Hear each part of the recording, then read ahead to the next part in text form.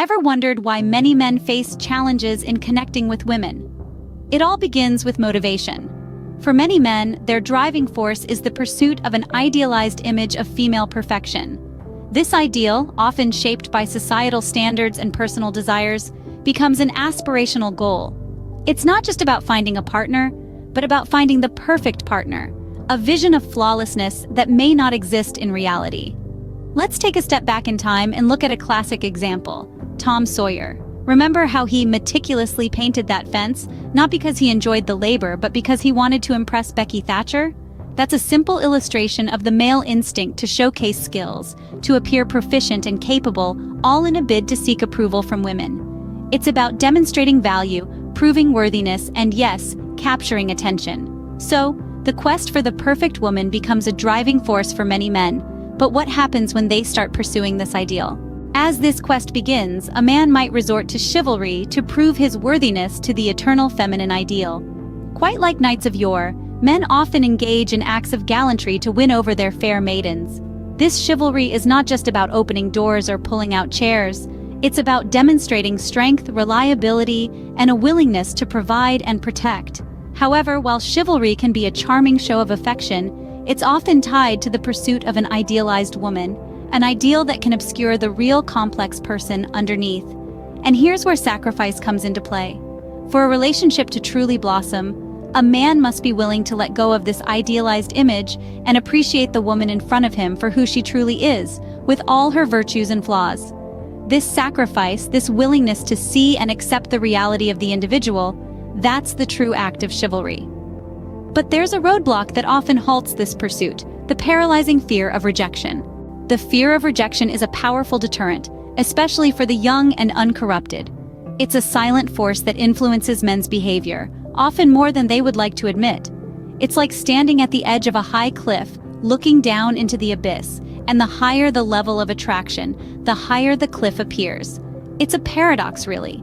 The more attracted a man is to a woman, the more he wants to connect with her, yet the more terrified he becomes of rejection. The fear can be so paralyzing that it prevents men from taking the first step, from saying the first word. They find themselves caught in a loop of longing and apprehension, a dance of desire and dread.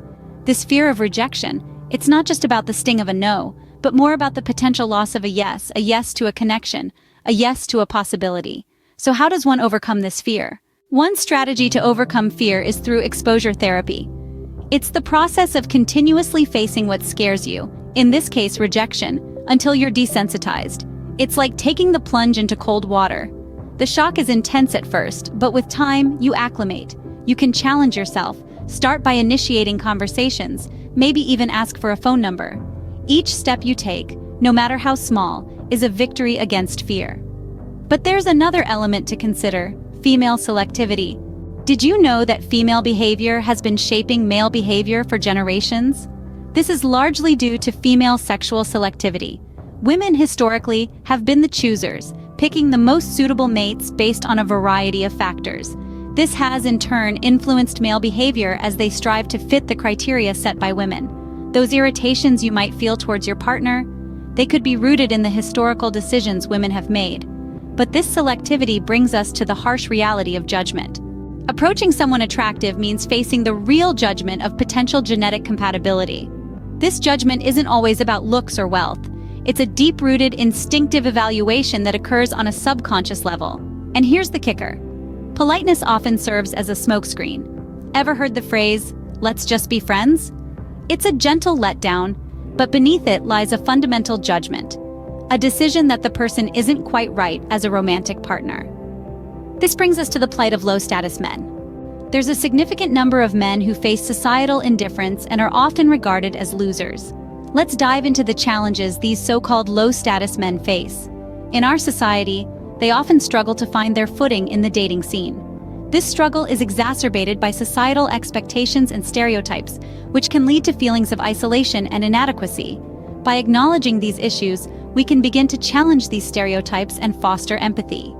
Understanding these struggles can foster empathy and open lines of communication.